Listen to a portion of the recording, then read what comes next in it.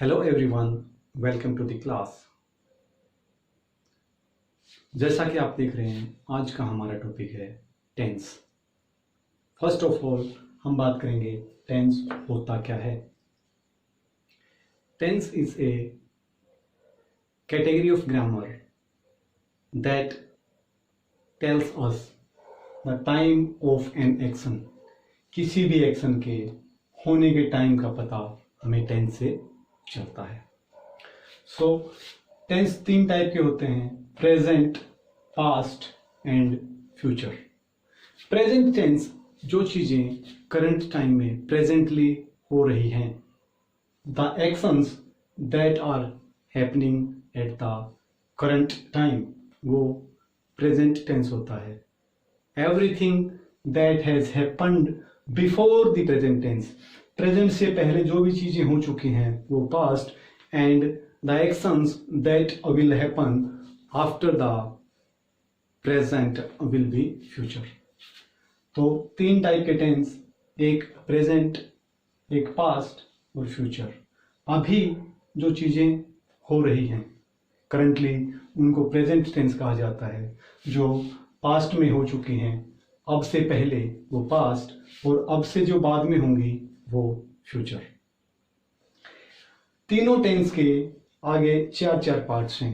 Every three tense have 4 सब parts.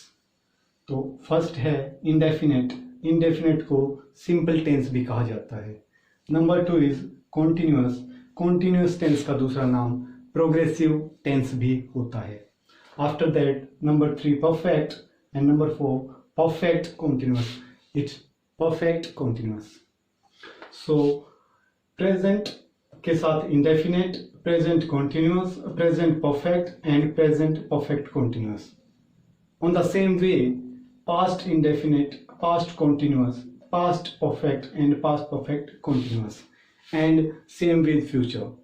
So we do have 3 and 3/4 total 12 tenses. So हम 1 to 1 करके सबको पढ़ेंगे। हम सबको 3 डिफरेंट कैटेगरीज में बांटेंगे। सबसे पहले आइडेंटिफिकेशन, पहचानना, हमें कैसे पता चलेगा कि कौन सा टेंस है। नंबर 2 फॉर्मेशन, कैसे हम उनको फॉर्म करेंगे, उनका स्ट्रक्चर क्या होगा। एंड नंबर 3 यूजेस, उनका यूज क्या होता है। प्रेजेंट इंडेफिनिट का यूज कहाँ होगा, प्रेजेंट कॉन्टिन्यूअस का कहाँ पर होगा। So we will start from present. So let us start present indefinite tense. तो हमारा पहला टेंस है प्रेजेंट इंडेफिनिट टेंस, और उसका पहला पार्ट आइडेंटिफिकेशन। तो सबसे पहले हम पहचानेंगे कैसे कि ये प्रेजेंट टेंस है और उसका इंडेफिनिट टाइप है।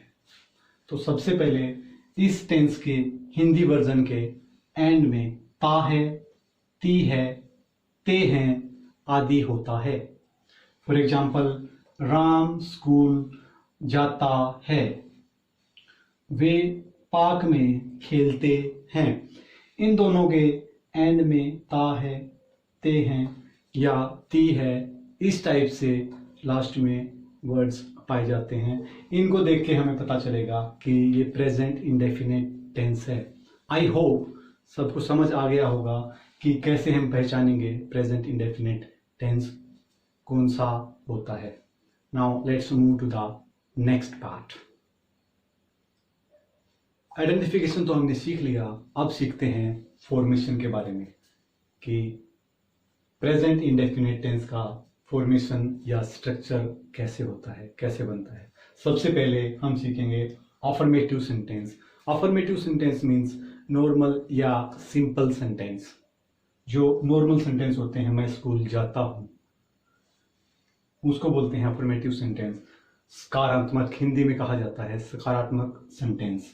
इसका फॉर्मेशन होगा, सबसे पहले हम लिखेंगे सब्जेक्ट, आफ्टर दैट या तो फर्स्ट फॉर्म ऑफ वर्ब या फिर first form of the verb के साथ एस या ई एस, दोनों में से कोई भी एक चीज आएगी, प्लस ऑब्जेक्ट। और इन दोनों में से कौन सी चीज कब आएगी, वर्ब की फर्स्ट फॉर्म आएगी यदि हमारा सब्जेक्ट आई, वी यू, दे या फिर कोई भी प्लूरल सब्जेक्ट होता है तो हम हमेशा first form of the verb use करेंगे। और दूसरे केस में यदि हमारे पास सब्जेक्ट ही, सी, इट या फिर ऑल सिंगुलर सब्जेक्ट्स, कोई भी सिंगुलर सब्जेक्ट हो तो हम वर्ब की फर्स्ट फॉर्म के साथ इधर एस या ईएस का यूज करेंगे। Let's look at some of the examples. So here are the examples. We go to the park daily. He plays cricket. हम रोज पार्क जाते हैं, वह क्रिकेट खेलता है। हमारा सब्जेक्ट प्लूरल है तो हमने यूज किया first form of the verb. हमारा सब्जेक्ट सिंगुलर है तो हमने S first form of the verb के साथ यूज किया। तो आई होप क्लियर हो गया होगा कि गो कब आएगा और एस या एस प्लेज कब आएगा। सीधा प्ले यदि हम ऊपर लिखते तो यहाँ पर प्ले होता हमारा सब्जेक्ट, और यहाँ सब्जेक्ट सिंगुलर है, इसकी जगह प्लूरल होता तो हम प्लेज की जगह प्ले लिखते। अफर्मेटिव सेंटेंस के बाद हमारी नेक्स्ट कैटेगरी आती है नेगेटिव सेंटेंस की। नेगेटिव सेंटेंस में हम यूज करते हैं नकारात्मक वर्ड का, जिससे हमें किसी काम के ना होने के बारे में पता चले, वो सेंटेंस नेगेटिव सेंटेंस होते हैं। इसकी फॉर्मेशन होगी सब्जेक्ट प्लस डू या डज, दोनों में से एक, उसके बाद not, then first form of the verb, after that we will use object. Do का यूज होता है I, we, you, they and all plural subjects के साथ। We use does with he, she, it and all singular subjects. और इन दोनों के बाद डू या डज का जब यूज हो उसके बाद हमेशा first form of the verb आएगी, उसके साथ हम एस या ईएस यूज नहीं करते हैं। Let's look at some of the examples. So here are the examples. They do not go to park daily. Ram does not play cricket. हमने use किया डू का क्योंकि हमारा सब्जेक्ट प्लूरल है, हम यूज करेंगे डज जब हमारा सब्जेक्ट सिंगुलर होगा। After that not and do या डज का यूज हुआ है तो इसके बाद हमेशा first form of the verb go या play, both are base form of the verb. So negative sentence आ गया होगा।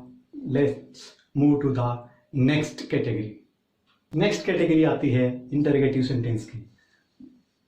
जिन सेंटेंसेस में कोई क्वेश्चन पूछा जाए उसको कहा जाता है इंटरोगेटिव सेंटेंस, या फिर हिंदी में इसको बोलते हैं प्रश्नवाचक वाक्य। इसका स्ट्रक्चर होगा डू या does, one out of these, after that we will use subject and then first form of the verb, then object, and at the end question mark. We use do with I, we, you, they and all plural subjects, and we use does with he, she, it and all singular subjects. हमारी next category है interrogative negative. जिस sentence में question के साथ साथ negative sense भी हो वो होते हैं इंटरोगेटिव नेगेटिव।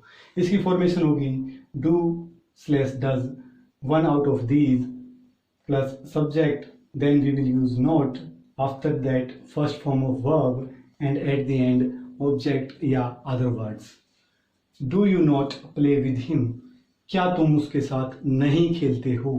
क्या और नहीं दोनों एक ही सेंटेंस में है। नेक्स्ट है does Ram not go to temple. क्या राम मंदिर नहीं जाता है। Question and negative sense both. ध्यान रखें we will use not after the subject and before the verb. यहाँ पर same after the subject and before the verb. और इंटरोगेटिव सेंटेंस में वर्ब को बिल्कुल फर्स्ट में यूज किया जाता है, हेल्पिंग वर्ब को सबसे फर्स्ट में यूज किया जाता है, and at the end we use question mark. Now let's move to the next category and that is uses of present indefinite tense. Uses of present indefinite tense. तो हमारा first use होता है to express a habitual action. किसी habit को दिखाने के लिए हम प्रेजेंट इंडेफिनिट टेंस का यूज करते हैं।